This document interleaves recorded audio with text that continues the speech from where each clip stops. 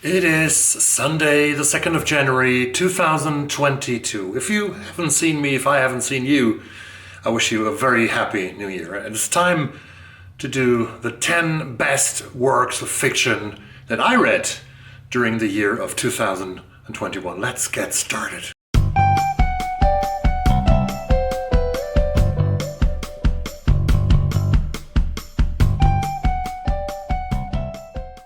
I read 47 books last year, and to find out the 10 best works of fiction that I read was everything else but easy.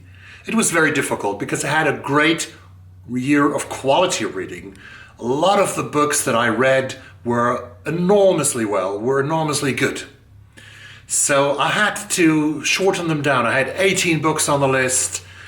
I went down to 16. There were still 16 books, so should I do the best 16? No, that's not possible. You have to do a top 10, right? So I pushed away the books that were written many years ago.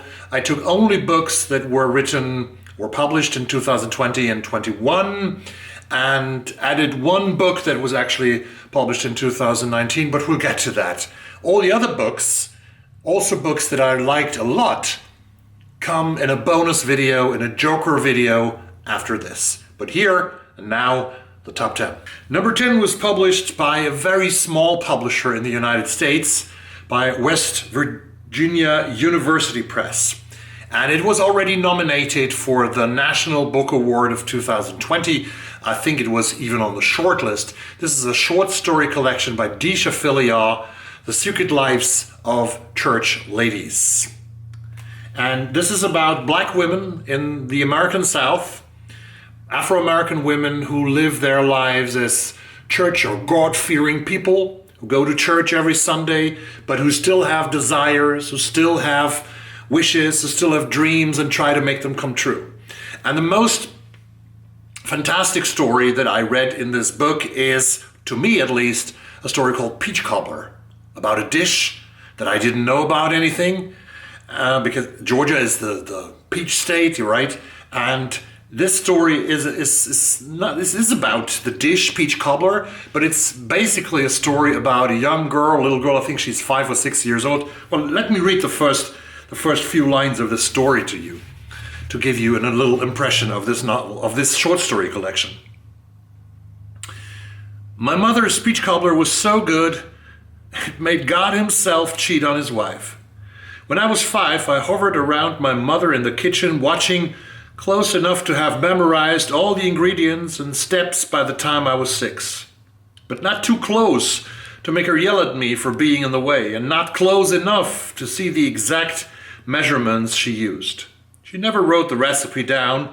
Without having to be told, I learned not to ask questions about that cobbler or about God. I learned not to say anything at all about him hunching over our kitchen table every Monday, eating plate after plate of peach cobbler, and then disappearing into the bedroom I shared with my mother.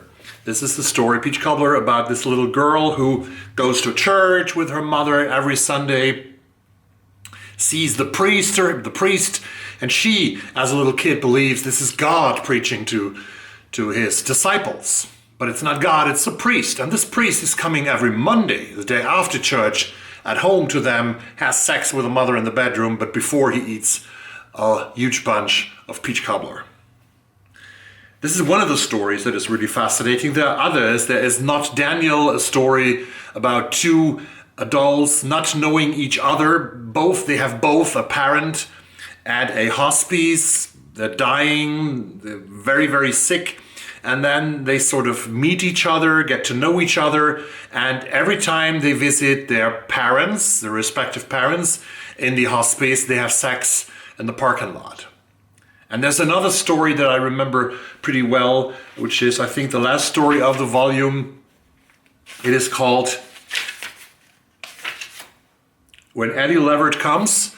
Eddie Leverett was the singer of the band The O'Jays. I think they're still existing, and Mr. Leverett is now around 80 years old, something. And they had a big hit, which I don't remember right now. And there's this old woman who is getting a little, she has dementia. He believes that Eddie Leverett will come each and every day to pick her up. And that's why she gets dressed. That's why she makes herself beautiful, for Eddie to come and pick her up. But Eddie, like Godot, never comes. So these stories are very close to the people's stories of with a lot of humor, with a lot of warmth, with a lot of tenderness about real people, about women, mostly women living in, Afro-American women in the American South, having their strength and their weaknesses, their desires and hopes and dreams. And this is so well done that everybody who has read this is waiting for Deesha Phyliaw's next book. I can't wait for it. This was my number 10. Number 9 is a book that I read during the summer. I remember that pretty well.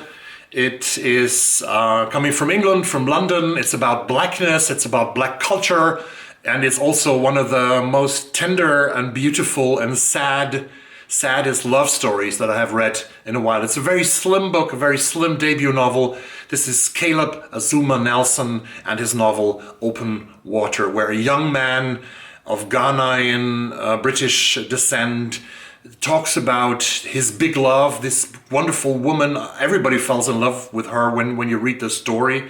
She's an amazing artistry kind of person, studies away from London, but they develop a relationship over a summer and they love each other so much.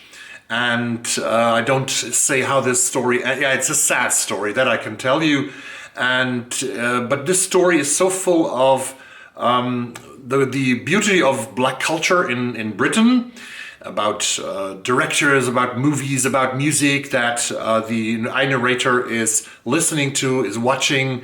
It's full of this story, but it's also full of the story of a black young man growing up in London and being always, like so many people, being exposed to the daily racism that has really gotten to him a lot and that has made him sick. So this is also about mental illness and about the necessity of speak about mental illness, the necessity of speaking about racism and all that. And Caleb Azumah Nelson does this perfectly well and beautifully in his novel Open Water, on number 9 of my list of best books of the year. Number 8 is a novel that takes us way across the world, to the 5th continent, to Australia.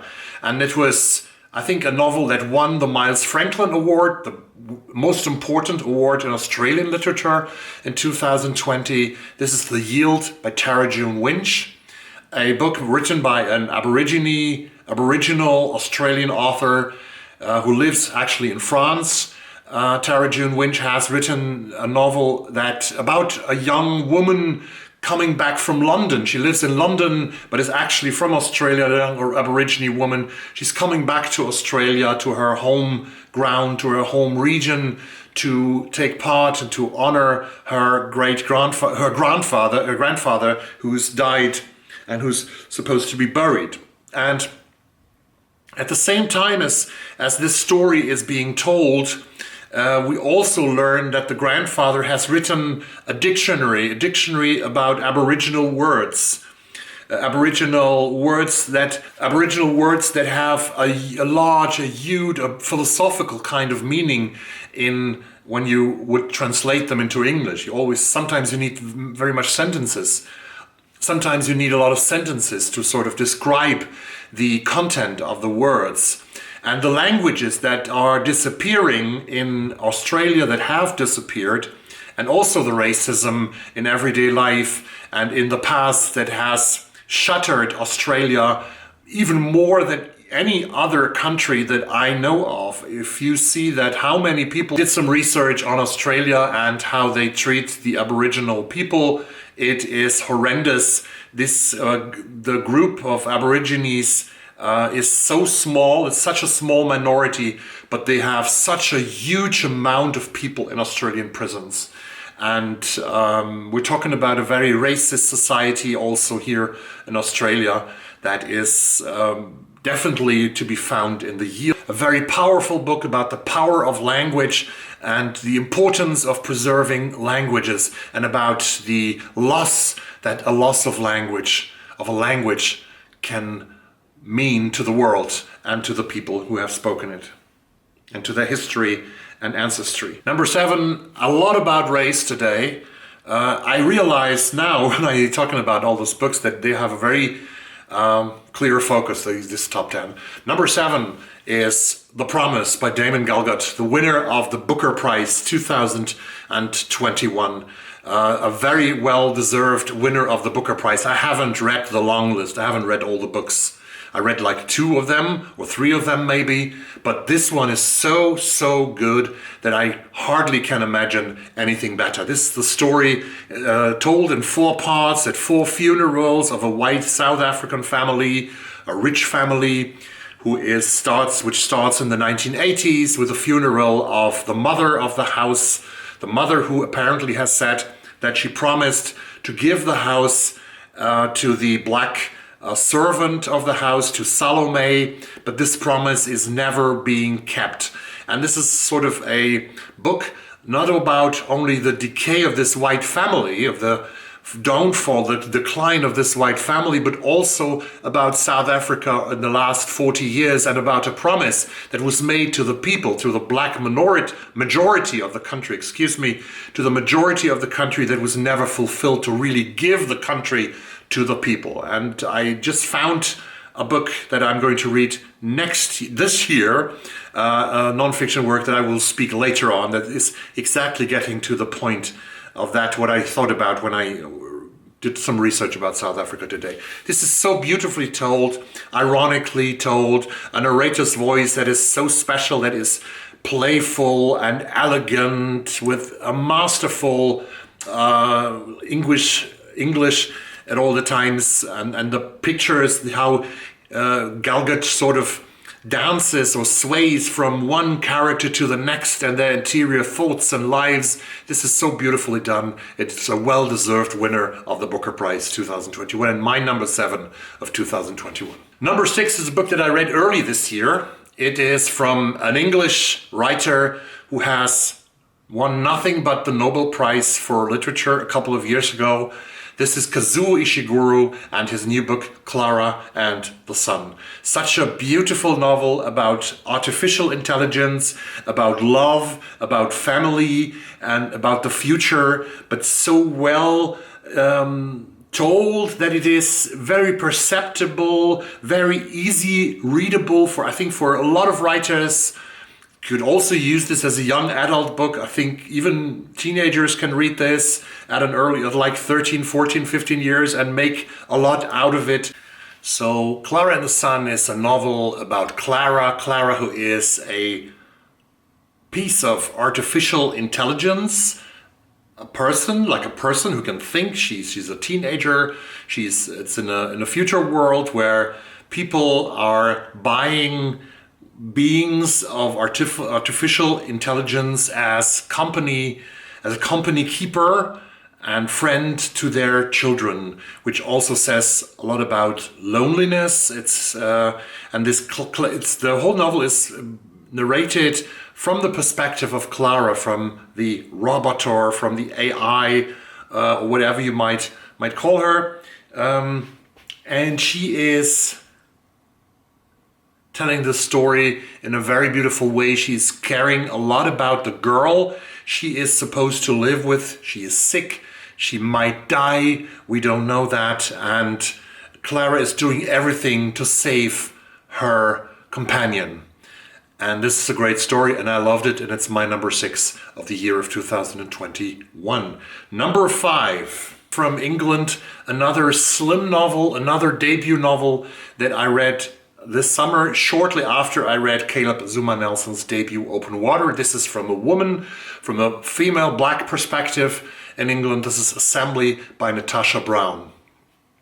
In Assembly, we meet this young, successful black woman. She has studied, she has done everything that's needed to be accepted in British society, but yet still she also feels a lot of tension towards her and everyday racism against her. And she has even a white, rich boyfriend, and she is supposed to meet him and his family in the country, on the countryside somewhere in England, in a beautiful house. They have invited her. It's an assembly there, and she travels there, and we see in snippets her thoughts about the past, about the present, and about the future. And we also learn that she has cancer, breast cancer, and she wonders, she's thinking about, should she get treatment or not? And what is the perspective of her life to be as someone who always has to play a role and has to pretend. This is a powerful, a beautiful novel, a very short novel, Natasha Brown, Assembly. It's my number 5 of my best reads of 2021. Number 4 is another novel from Africa, or with African connection. This is, many of you have maybe read her first novel, Behold the Dreamers, of a Ghanaian couple coming to New York and trying to make their way into this American society. Her latest novel is called How Beautiful We Were, and this novel takes us back to Africa, to a village, to a region, to a rural region in a country that is never named. And we have an American petrol company that is poisoning the soil, poisoning the water for the people. And there's one girl who leaves this little village, goes to America to study, and she might have a beautiful and bright future, but she chooses to come back. And nobody understands actually why she comes back, but she comes back to fight with her people against this American company that has destroyed the life surroundings, the life need, the resources for each and everyone living there. And this is How Beautiful We Were by Imbolo Mbue. It's time to go to the bronze medal, to the third place of my favorite reads of 2021. I have earlier spoken about The Secret Lives of Church Ladies by Deesha Phyliaw, which I did as a buddy read with Courtney Farrader. I have earlier spoken about The Promise by Damon Galgut, number 7 coming in, which I have done as a buddy read with Nyambura. And this also, my number 3, was also a buddy read, coming in at number 3 of my list of best fiction of 2021. For me personally, goes to Japan and to Heaven by Mieko Kawakami. Mieko Kawakami is one of the most interesting young authors from Japan. She has won almost everything that you can win, and she could end her career, which she luckily does not do. In Heaven, I haven't read her beautiful book, Breast and Eggs. I still have to do it, and I will do it.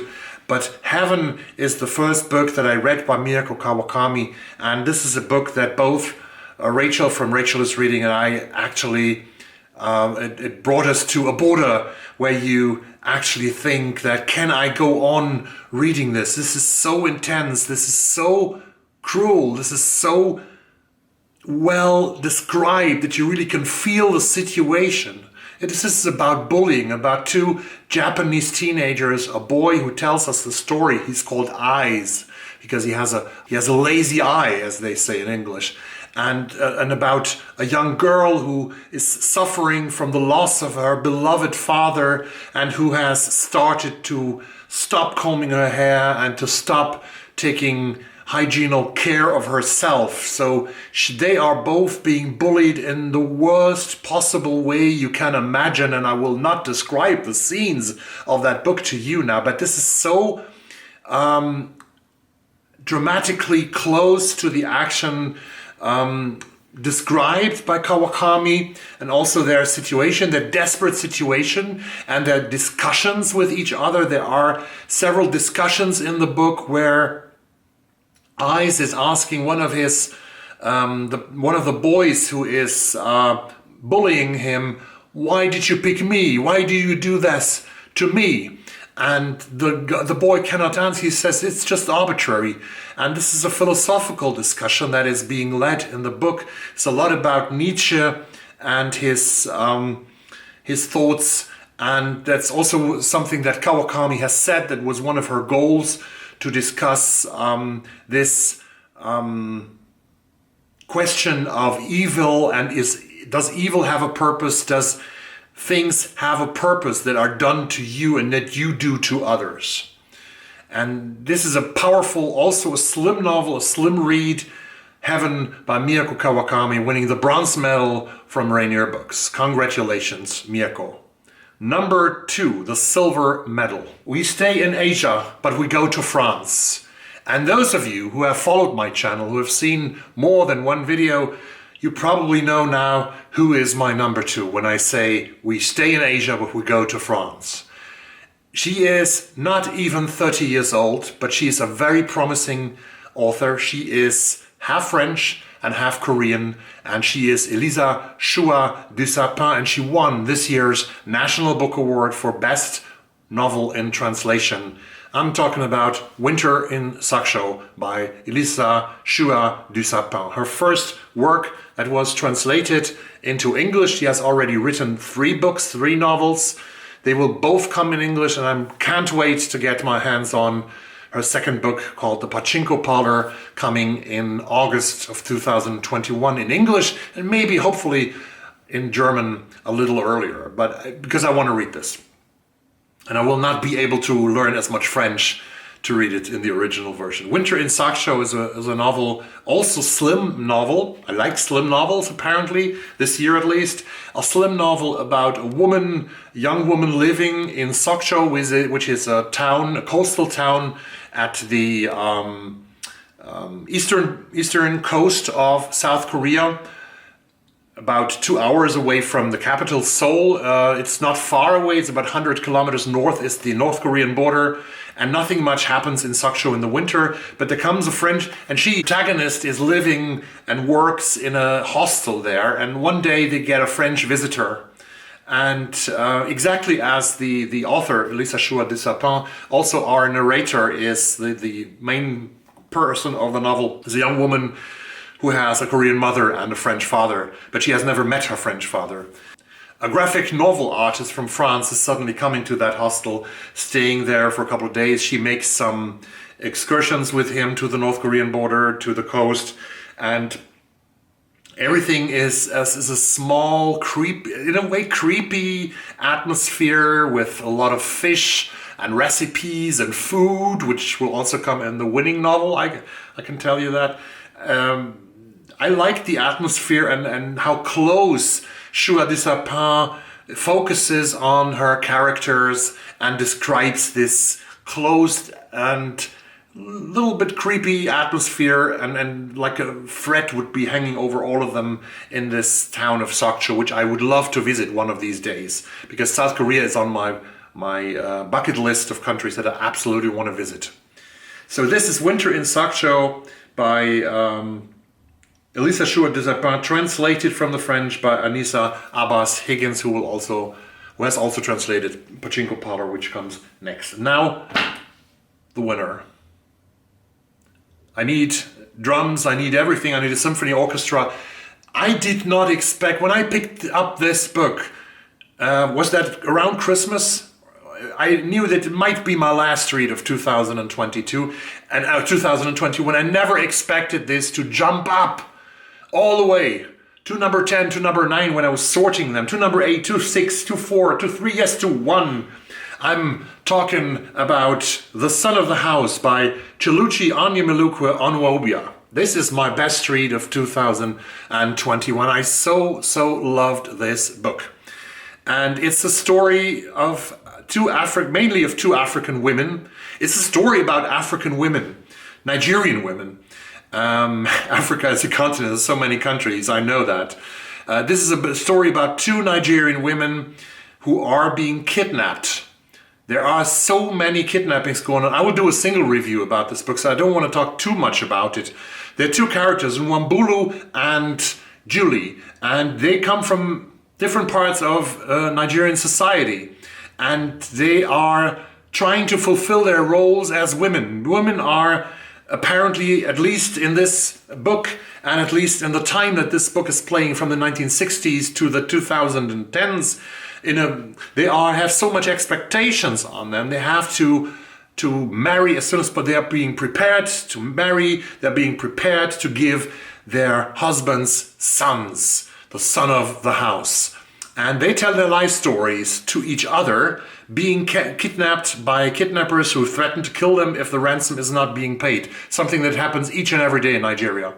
And the two women got so lively, so much flesh and bloody to me, so I could almost see them there. I could almost see them listening to their stories, and this was so powerful to me that I decided that The Son of the House by Cheluchi Onyemelukwe-Onuobia is my best read of 2021. You gotta read this. This was actually published for the very first time in 2019 already in South Africa, but it was published first in 2021 in the whole wide world. And it was actually also shortlisted for the Scotiabank Giller Prize in Canada, because Cheluchi is living both in Canada and Nigeria, and it also has been shortlisted for the Nigeria Book Award this year, a super book. And I love you to read it, and please write me down in the comments below what you think of the top 10 books, if you have read any one of them, and what was your favorite of the year. And don't forget, there will be a bonus video with some other good books that I would really love to mention, but which didn't make it in the top 10. Thanks very much for watching this, and I wish you a happy reading year. Bye-bye.